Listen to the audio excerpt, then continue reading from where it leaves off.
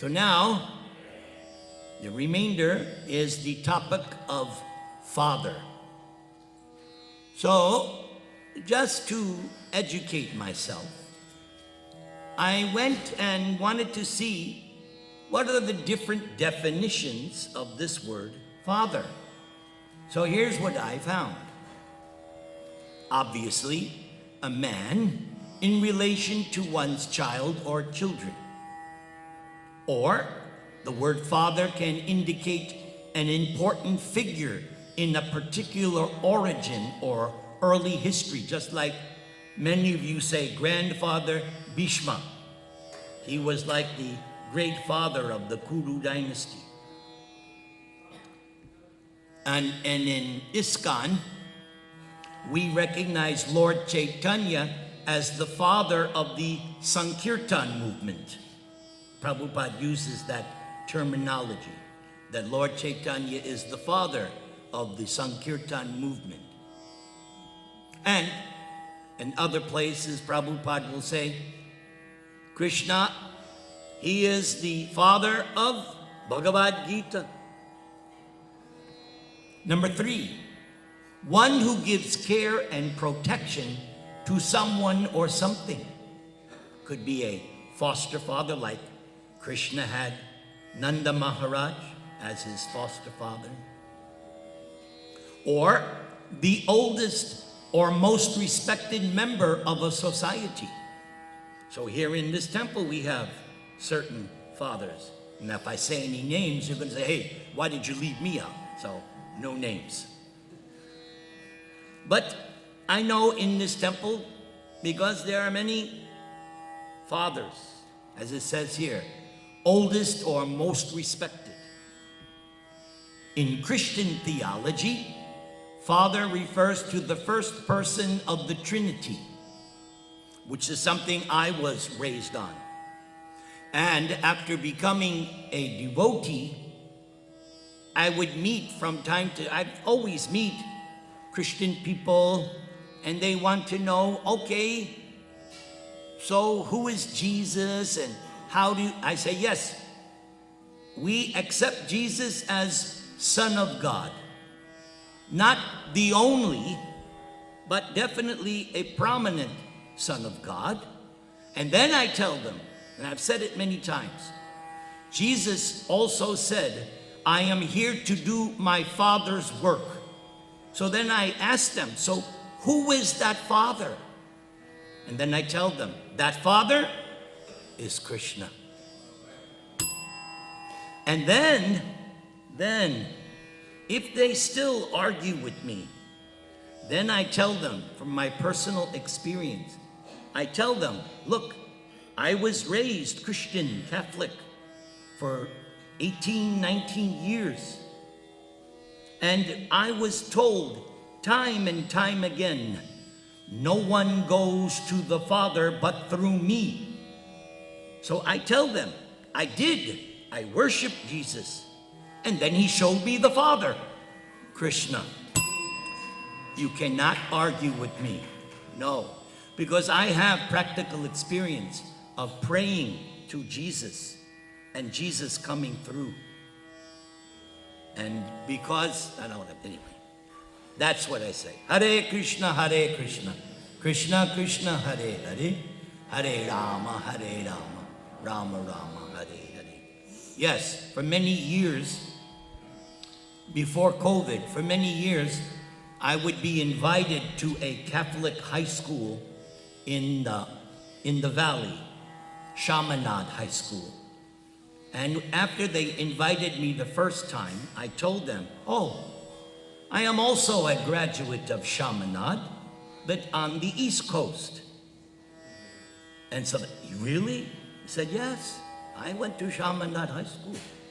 So that made so year after year, they would invite me because the students would be taking a comparative religions class, and I would always point out, besides this incident of who is God the Father, I would also point out that Jesus was asked, what is the greatest commandment?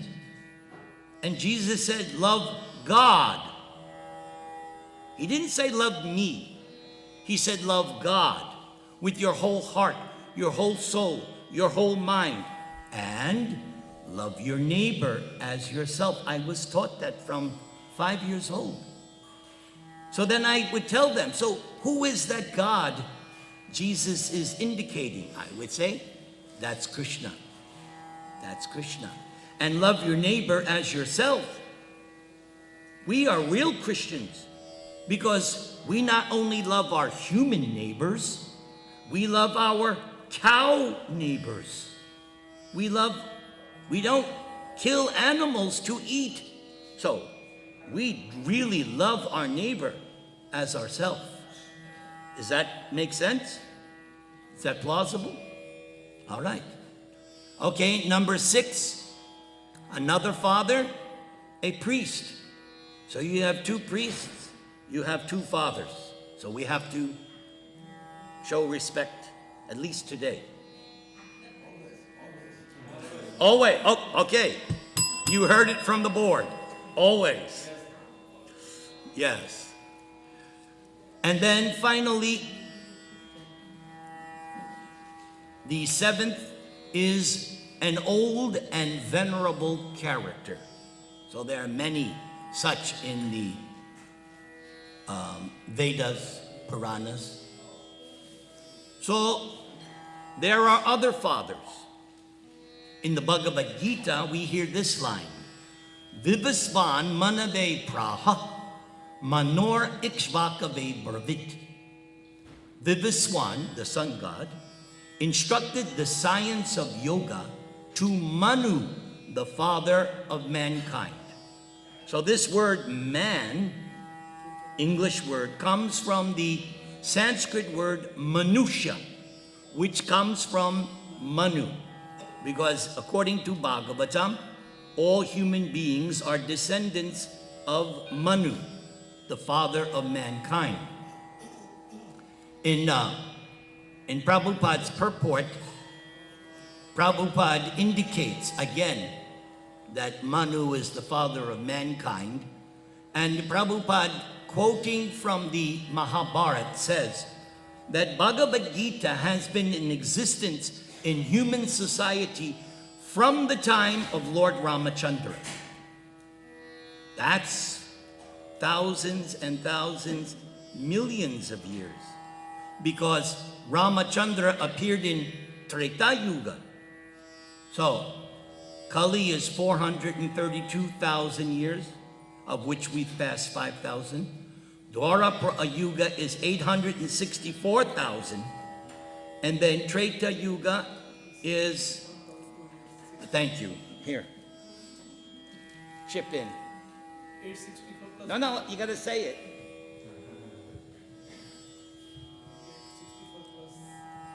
1296, I think it is. 1296,000. Yes. Thank you, Batuk Maharaj. So, Bhagavad Gita is not a new book. Actually, Bhagavad Gita is eternal.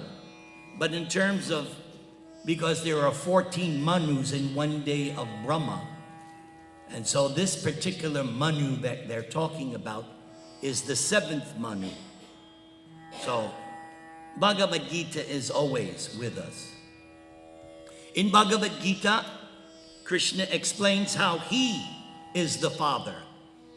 Pita aham asya jagata. Of this universe, I am the father. Says the same thing later on. Pita asi lokasya chara acharasya. Krishna says, there are 2 kinds of living beings, moving and non-moving. Pita, I am the father. Then in chapter 14, Krishna goes even more clearly. Mama yonir mahad brahma tasmin garbang dadamyaham sambhava sarvabhutanang tato bhavati bharata. The total material substance, which can be called Brahman, is the source of birth, and it is that Brahman that I impregnate. making possible the births of all living beings. And we will hear specifically about that later. Then the next verse. Sarva yonishu kaunteya murtaya sambhavanti yah tasang brahma mahad yonir aham bija prada pita.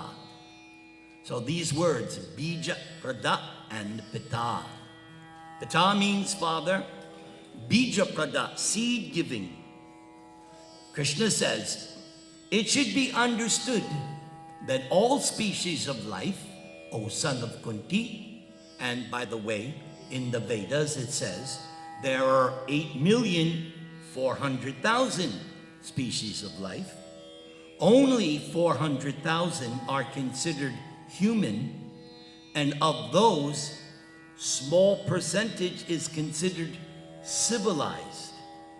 And among the civilized, those who really follow the Vedic principles, even smaller. It should be understood that all species of life are made possible by birth in this material nature, and that I am the seed-giving Father. Then, lastly, in chapter 15, one of my favorite two lines, Mamai Vangsho Jiva Loke Jiva Bhuta Sanatanaha. The living entities in this conditioned world are Krishna's eternal fragmental parts. Which means we're not talking about the body. We're talking about the soul, the real you. Not what you see in the mirror, the real you residing in your heart. Krishna says, you are my Angsha. You all have Angshas, children. So we are all, Krishna says, we are all his children. Can we get along? Group hug. We're all God's children. We're all equal. Haribol. That's why when you come to Krishna consciousness and you accept spiritual master, you get a new gotra. Indian, you have gotras, right? But when you come to Krishna consciousness, you become Achyuta Gotra. Once again, family of Krishna. Now let's talk about another aspect of Father. Because we just heard in the Bhagavad Gita, Krishna now several times has said, I am the seed-giving Father. In other words, all the souls come from Krishna. We have all of Krishna's qualities, but muy poquito poquinho. Very, very infinitesimal. Krishna is infinite. Sorry, we are infinitesimal. Well, I want to be infinite. Sorry, the post is taken. No applications being accepted. We are who we are. We are, according to the Vedas, 1/10,000th the tip of a hair. But that's only to give a understanding, because you'll also read in Bhagavad Gita, the soul is immeasurable. So that quote from the Upanishads is just giving you a way to understand our minuteness, our insignificantness. Okay, but there is another God the Father. Lord Chaitanya was once teaching his disciple Sanatana Goswami. He says, Maya has two functions. One is called Maya, and the other is called Pradhan. Maya refers to the efficient cause, and Pradhan refers to the ingredients that create the cosmic manifestation. When the Supreme Personality of Godhead glances over the material energy, Maya becomes agitated. At that time, Lord Mahavishnu injects the original semen of the living entities. To impregnate with the seeds of the living entities, Lord Mahavishnu himself does not directly touch the material energy, but by his specific functional expansion as Lord Shiva, Lord Mahavishnu in that way touches the material energy. Thus the living entities, who are Krishna's parts and parcels, are impregnated into material nature. So Mahavishnu resides in a realm known as the Viraja, which is the demarcation between the material and spiritual worlds. Those souls who were not fit to go back to Godhead remain in the body of Mahavishnu, and they sleep for millions of years because Mahavishnu's time scale is much different than ours. So when Mahavishnu inhales, all the material universes enter into his body, and all the conditioned souls who were not qualified to go to the kingdom of God, they reside in the body of Mahavishnu, the soul and the subtle body, mind, intelligence, ego. They don't have a gross body. It's the soul covered by a subtle material body. And then when he exhales, all those living entities now come out. Why? Because they're raring to go. They want another birth to fulfill their desires. So they're just ready to go. So, as it was just mentioned by Chaitanya Mahaprabhu, Durga, Maya, the material energy, also manifests from Mahavishnu, and then Mahavishnu glances at her. She becomes agitated. That glance takes the form of Shambhu. Yes. And Shambhu unites with Durga, and all the living entities who were sleeping in Mahavishnu enter the material world. But there's another father, because in each universe there is a Lord Brahma, and he's the one who dictates, oh, you deserve this particular body. Krishna in the heart of Brahma dictates. He gets this body, he gets this body, this. So the gross body is given. So many different ways to look at Father. The ultimate spiritual father, Lord Krishna. The material father, Shambhu. Or sometimes it's referred to Lord Brahma as the great grandfather. Okay. Now, another thing, another concept of father, the bull. Just as there are 7 mothers, and one of the mothers is Mother Cow.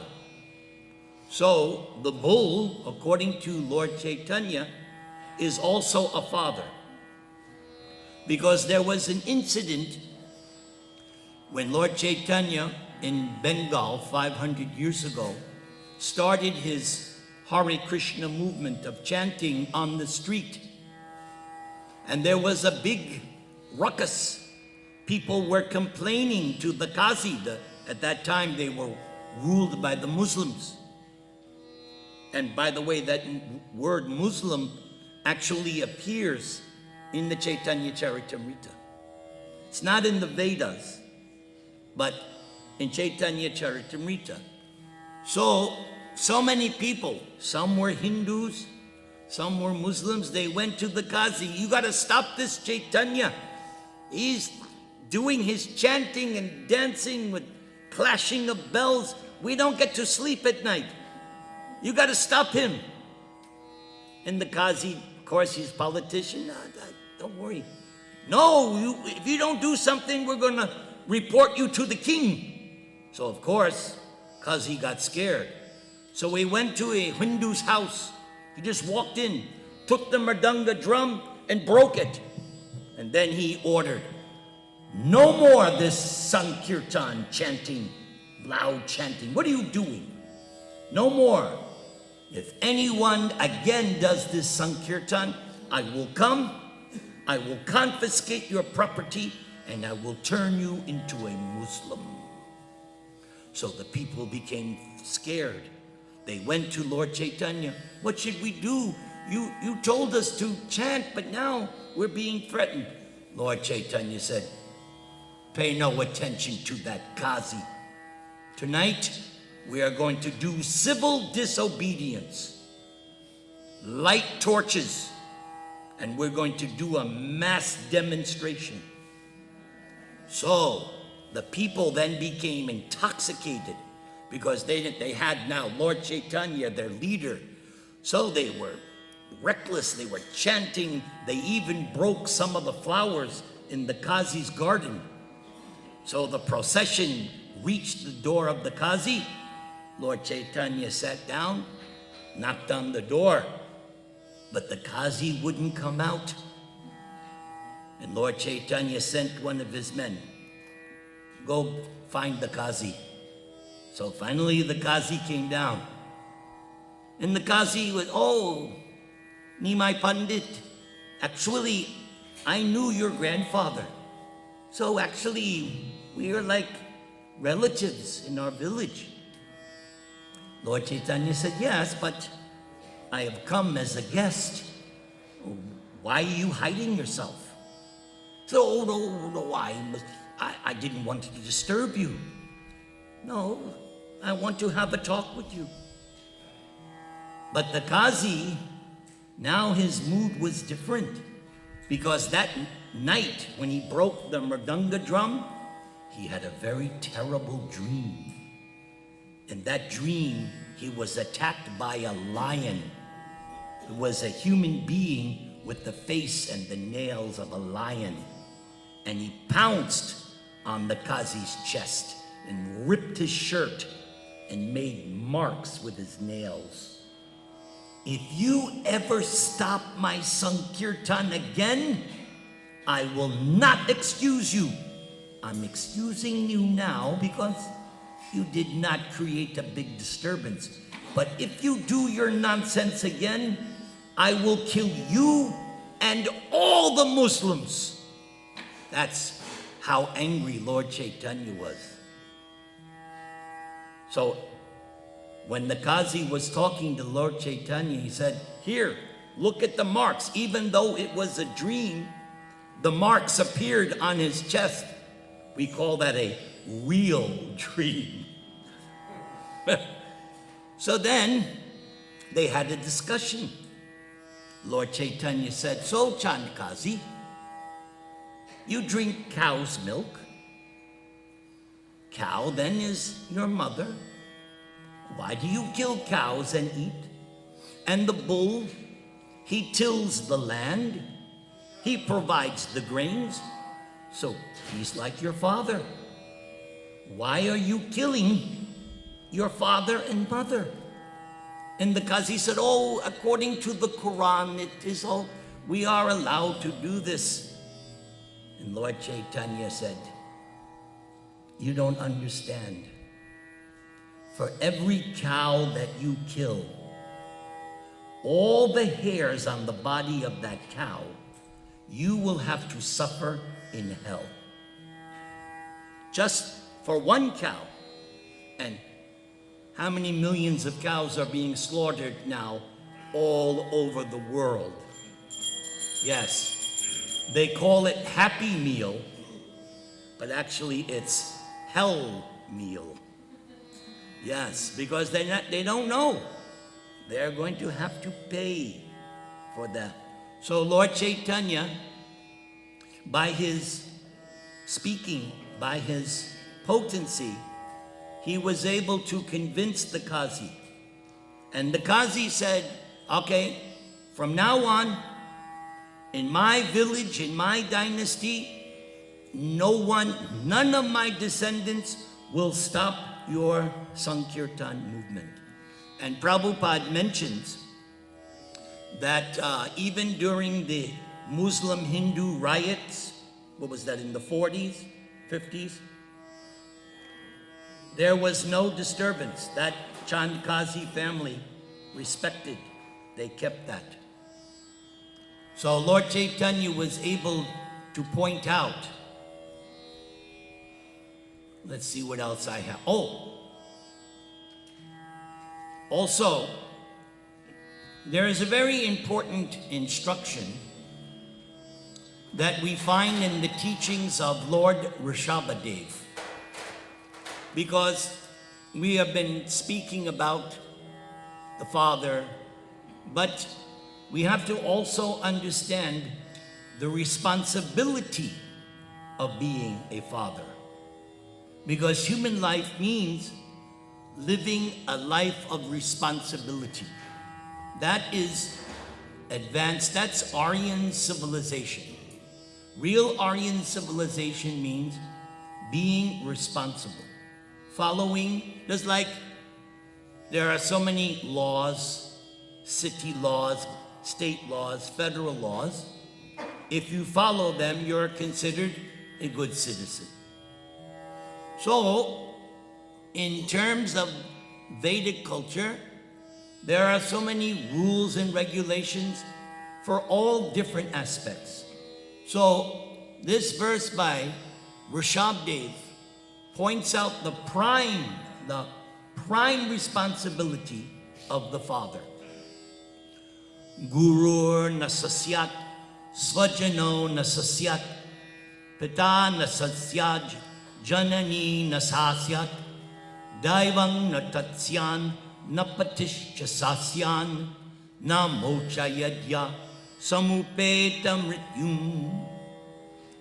One who cannot deliver one's dependents from the path of repeated birth and death should never become a spiritual master, a father, a husband, a mother, or worshipable demigod. So these positions are important. So the main function is to give the children the proper education and proper example how to become free from the cycle of birth and death. The very opening line of the Vedanta Sutra, Atato Brahma Jigyasa. The priority of human life is spiritual realization. Right now, we may be materially self-realized in a sense. I'm a doctor. I'm a lawyer. I am an accountant. We all have different roles we're playing. You've studied, you've worked hard, you've achieved that, and you're duly respected for that. Okay, but the question we have to ask, okay, this life I'm this, that, and the other thing, but what and who am I eternally? That's self-realization. Who am I in terms of my relationship with God? And the whole goal of any spiritual process, any kind of yoga or spiritual culture, the end result has to be to know what is my eternal relation with God. If that's not there, then I'm cheating myself. The Bhagavatam calls it Kaitava Dharma, cheating religion. It's religion, but it's not teaching people who they are eternally. What is their eternal relationship with God? Whatever religion, yoga, process, philosophy, that's okay. The question is, are you understanding who you are in relation to God? And that is the real process that we follow in Krishna consciousness. We're trying to develop and not only that, we are trying to realize what is our unique individual relationship with God. You have one. You have, yes. All of us have a unique individual relationship with God. But the problem is, we forgot what it was. We've neglected it. So this process of chanting revives that. And when the heart is completely revealed, the heart is clean, your eternal relationship with God is revealed to you. I am looking forward to that day. That's why I have been chanting since 1973. And that's why I will continue to chant till 3033. However it takes. It may not be this lifetime. But just like Rukmini, when Rukmini wrote her letter to Krishna, Rukmini said, "You may not think that I'm qualified to be your wife. That is okay. I am prepared to take 100 births to get you as my husband." And of course, Krishna was also attracted and had heard about Rukmini. And he even left fighting Jarasandha. I already fought you 17 times. Enough of you. I know Rukmini is about to contact me. And Rukmini did. A Brahmana, not UPS, a Brahmana came. The original, UPS service. And he had a letter from Rukmini. And he read it to Krishna. And Krishna said, "Yes, I will come." And Rukmini explained exactly how Krishna should come, because she was about to be married to a demon, Shashupal. And she was thinking, no. I only want Krishna. So she told Krishna, "You come. There'll be a certain ceremony. I have to go to the temple of Amba. And when I come out, you come." And so when Rukmini came out of the temple, she was looking, and then she saw Krishna's here. She saw Krishna, and Krishna came on his chariot, extended his hand. Rukmini went on the chariot. And another thing, there were all these kings and princes sitting on horses. And when they saw Rukmini come out of the temple, she was so beautiful, they fell off their horses. So it was easy for Krishna to come. Okay, let's go. And of course, there was a fight. And Balaram took care of all the soldiers. We'll save that for another day. Hare Krishna, Hare Krishna, Krishna Krishna, Hare Hare, Hare Rama, Hare Rama, Rama Rama, Hare Hare.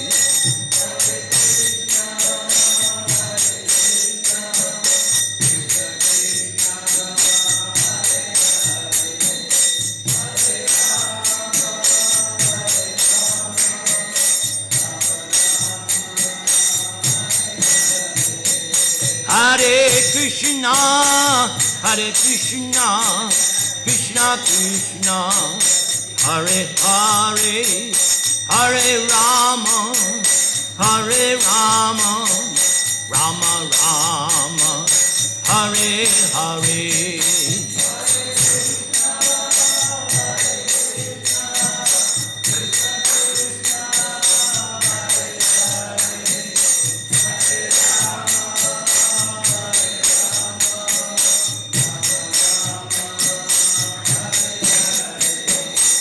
Hare Krishna, Krishna Krishna, Hare Hare, Hare Rama, Rama Rama, Hare Hare.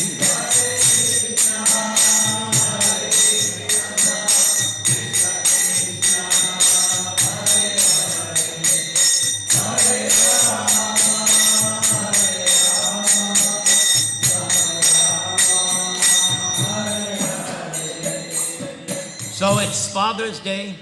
I will end by giving a blessing to all the fathers. So fathers, fold your hands over your heart.